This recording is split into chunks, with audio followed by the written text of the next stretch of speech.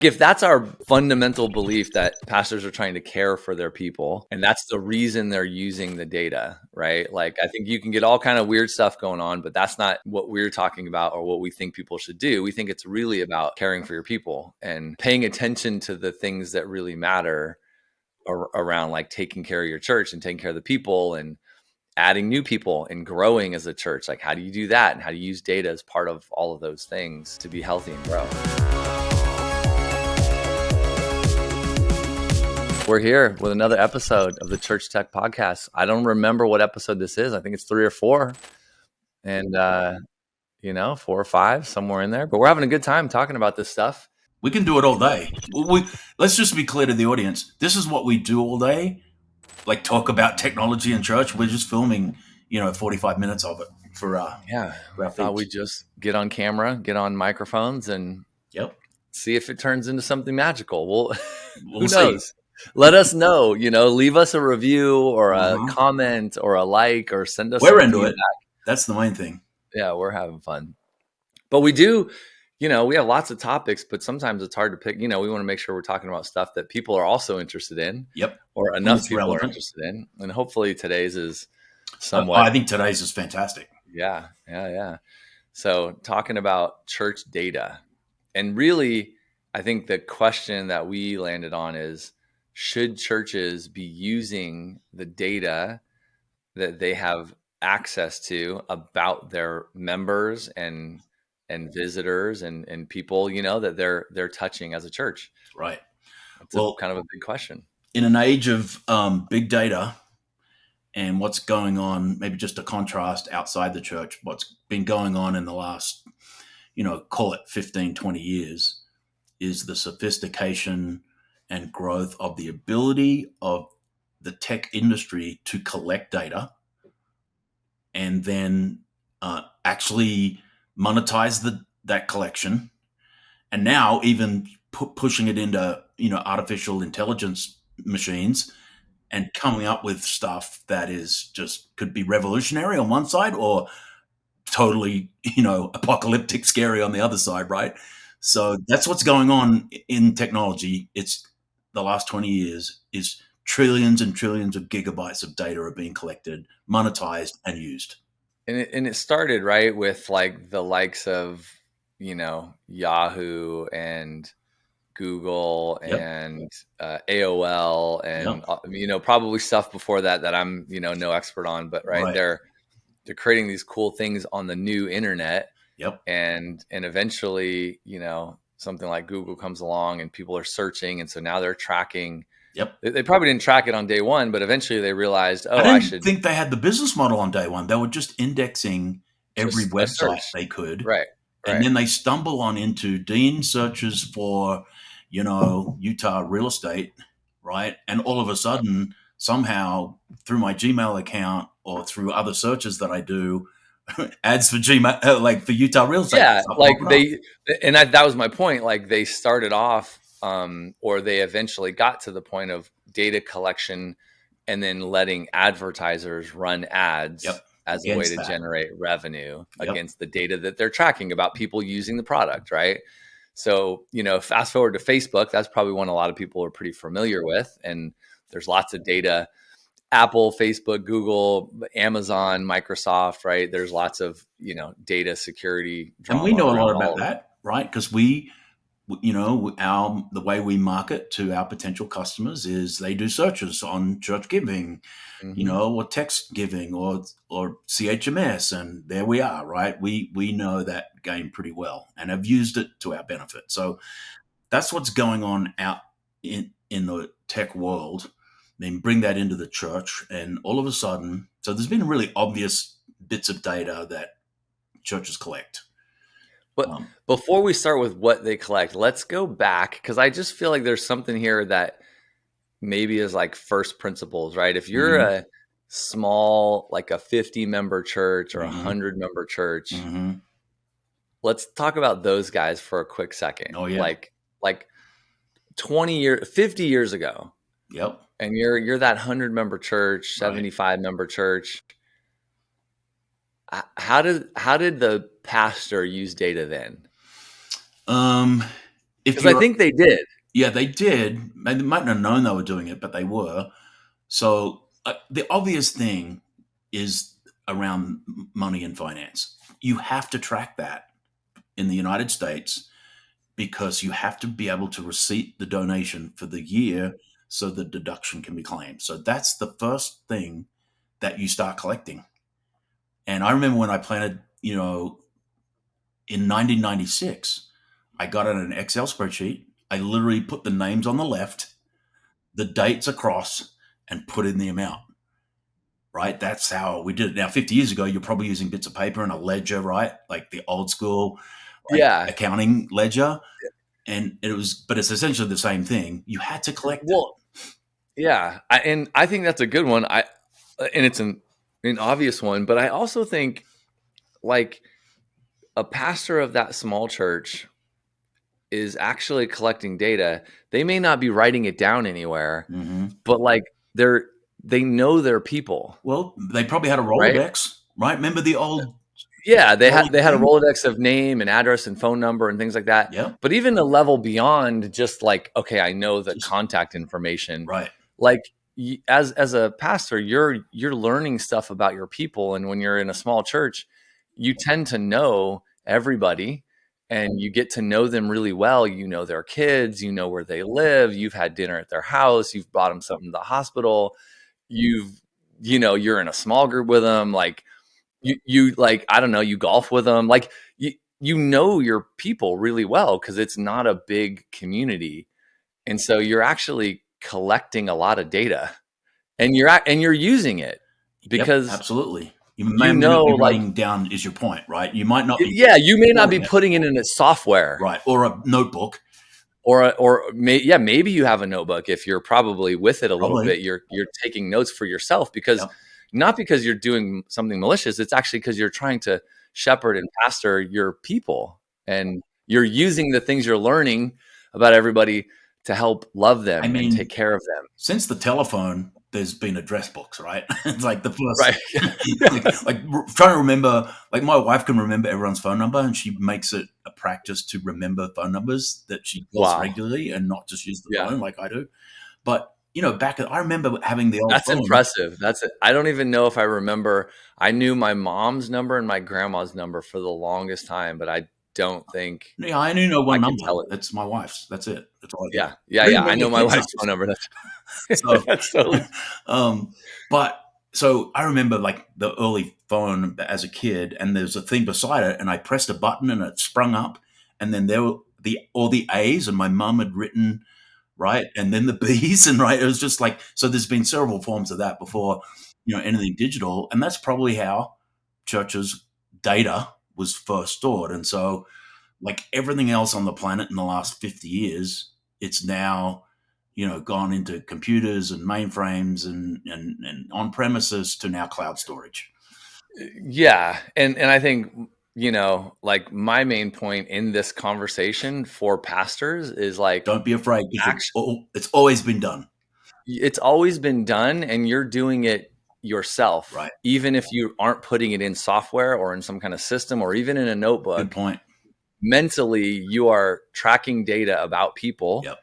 not because you want to do something crazy or malicious, Right. but because you want to care for them. Right. Totally. That's all it comes down to at the end of the Yep. day.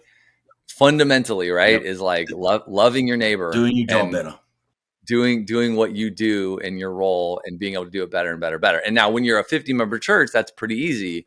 If you're a 5,000 member church or a 500 member church, it starts to get harder and harder, right? And I think that's where folks like us come in with software and thinking about using data in a bigger environment, where that's where I feel like people get weirded out. Like people, like software knows things, and that's bad news, right? Yeah. That's where I think this debate And gets. if it's used wrong, absolutely, it's bad Yeah. news. But if it's done correctly and enhances the whole, at a very minimum, every pastor on the planet, almost in just about every country, has names and phone numbers in their phone, right? Right. So, and they're Yeah. using that, and they're going to text, and they're going to set up stuff, and they're going to meet for breakfast, and they're going to go to golf, and it's going to be text, and that's happening. So, Right.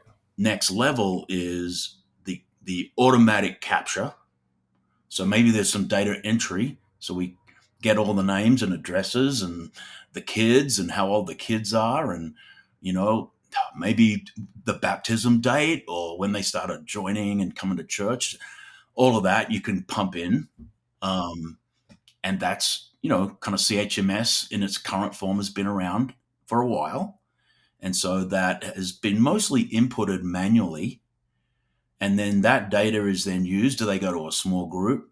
So now we're starting to really know a lot about our flock, which is, as a shepherd, that's what a minister pastor is. They're shepherds that care for the people like a Right. real And should shepherd. a church be collecting all that information? Well, so I think there's two things. I'm collecting it by putting it in myself. So Right. now I have access to data, basic database on the people. The next stage, and this is maybe the scary bit, is what about the data that I'm collecting as a result of software being really smart? Or just simple. Let's go before really smart. Just somebody checked their kids in. So I Boom. know, Yep. Frank checked in his kids. Right. So I've got Frank in the system because Frank had to go to a kiosk. Yep. I'm not the 50-member church now. I'm the 500-member Yep. church that 250 has a plus couple of maybe. classrooms, right? So I went to a little kiosk, state an iPad. Yep. I put my name in for the first time. I said I have 3 kids. Yep. So now I'm in the system, so I can check them in, Yep. and it's a safety thing, right? I know who's there. I know who the teacher is. I check them There's a out. Only security I can thing check them out. too, right? In this day and age. Yeah, totally. So and that's widely used. Like people use kids check in, check out. Yep. So you're collecting that data. Yep. If somebody's giving digitally, we kind of talked about that, right? Yep. Like you have to collect that data because you want to tax receipt them, and you have to, audit your books Yep. and things like that. So you're capturing that automatically. So you're capturing some data just around those two things. Maybe they register for VBS. It's summer. Right. So VBS is happening, right? And so people are registering their family and maybe kids they sign for up VBS. for a class, and maybe they want to get on a volunteer team, or right. So all of this now you can start to see pretty quickly. If you're running a church and you've grown a couple hundred people and you've got some kind of member database going, you are now collecting a lot of information about the behaviors of your church members. So, okay, what do we do with that? It's happening, right? Yeah. And then is that okay? Yep. And I think we would say yes, because I go back to, you were doing it. You were doing it in your head, or a pencil and paper, or a notebook, or something like that before. So no different. This is just a way. It's just doing it with more people and letting software help you with some of that, so that things, right? So like, if you're the 300-member church, you may not know everyone personally like you did when you were 100 members, but you would like to know, did somebody miss kids class a couple weeks in a row? Like, as a pastor, you really would want to know that, because maybe something's going on that you want to check in on them. Maybe I gave every week for 16 weeks and I missed 3. Right? So I'm this consistent giver, which usually is a sign that I'm committed to the church, and this is my place of worship, and these are my friends, and and I stopped for 3 weeks. Would a pastor, maybe not the senior pastor, but would those shepherding people that just they love to go to the hospital and visit, that's what they do, the true shepherd. Is that a piece of information that could be really helpful? Giving 16 weeks in a row, same amount, like consistent, and then dead stop for 3 weeks, just as a practical matter. Would you want to know that as a minister? 100% I would. Yeah. Right? I mean, in the same could be true as you didn't show up for 3 weeks. Same thing, right? You checked your kids in for 12 weeks in a row, and maybe it's July and you missed a couple, so obvious, the Barrys are on vacation. But if it's back to school, September, everything's rocking and rolling, and you had consistent attendance checking your children in, and then you took 4 off, of course you want to know that stuff.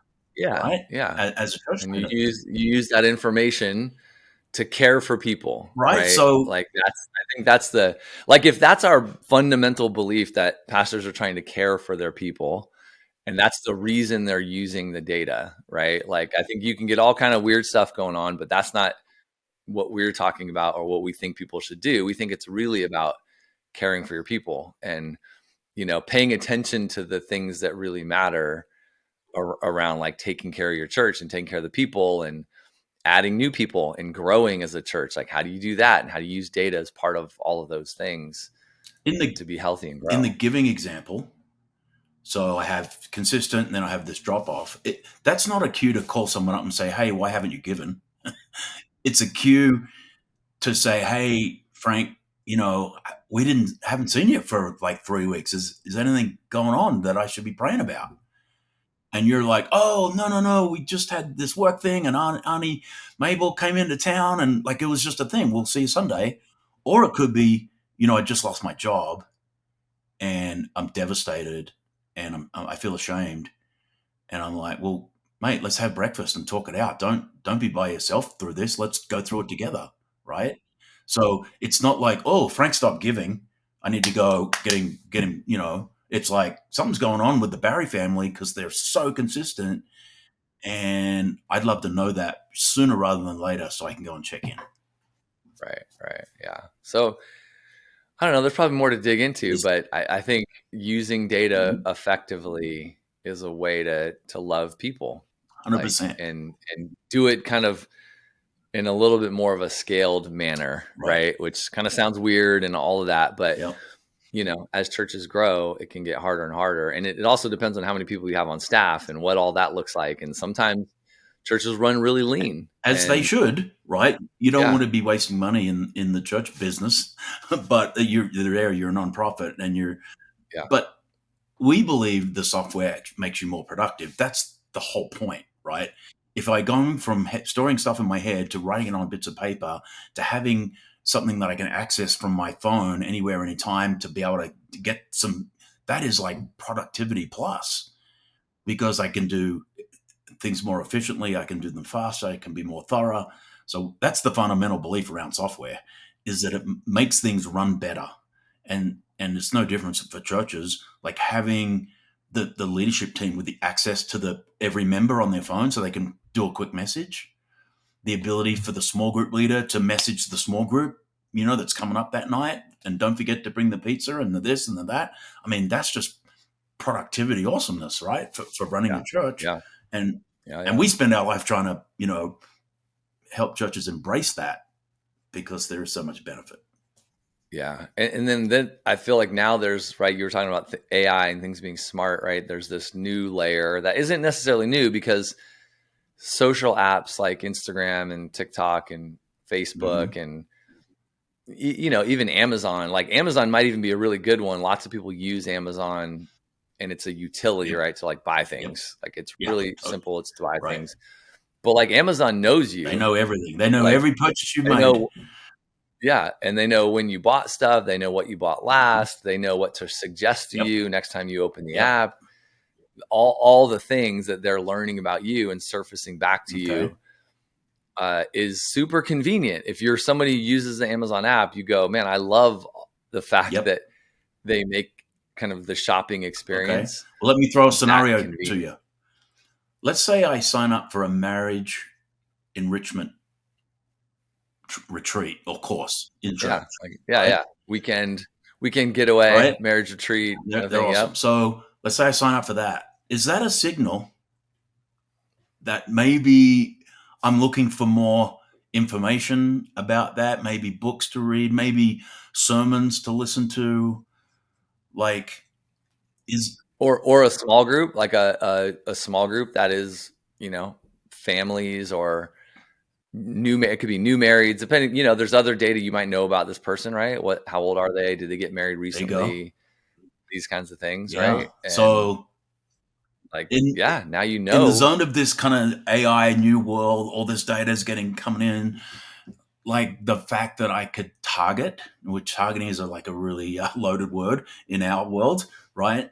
Um, could I take this information and target messaging to that family or that person or that demographic or that, sex or that age group? Like I've got, and then should I be sending something to the 65-year-olds that have been married 30 years as opposed to the 25-year-olds that have been married 2 years, as opposed to the 15-year-olds that aren't even thinking about getting married yet, right? right, Right. There's a Right. whole new world. I mean, here's a real practical one that I think, let's say a church is, 500, 800 members. They have small groups, right? They're a small group kind of focused Yep. church. And they've been around for a while, so they have kind of established small group leaders that are pretty consistent. Like when it's time, a lot of churches will do like a seasonal small group kind of rotation, almost like school, right? Like, yeah, semesters. Um, and you've got your small group leaders, and should those people get the message to join a small group? Like they shouldn't, right? They're a small group. They're already a small group leader. They don't need to join a small group. So you shouldn't send that message to They those shouldn't get people. the It's kind email of, encouraging you to go to small group. They are leading small yeah, groups. they shouldn't. Exactly. Like they don't need that. Like it's a wasted touch that actually communicates to that person that you don't know who they are, Yeah, well, you're bringing up something right? really important. The amount of information we're all consuming now is literally like a fire hydrant. You wake up, Right. right? I try to do my devotion Bible reading first before going into email and other things that I like to read in the mornings. But it's just, you just wake up to, so, and Yeah. anything that remotely doesn't kind of get me excited, I just swipe left and it goes in the Right. trash.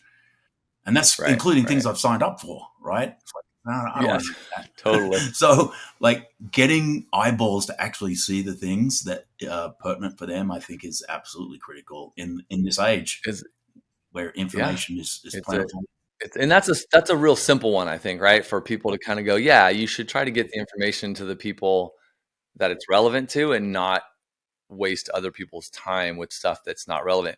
But it's actually more just about like knowing people, right? Like you wouldn't physically in the 50-member church, if you have, three small groups, you wouldn't walk up to the person in the congregation that is this one of the small Right, group leaders and say, hey, are you in a right, small group? totally. Like you would Yeah. know that. You just But if you have wouldn't. 40 of them, that gets really hard.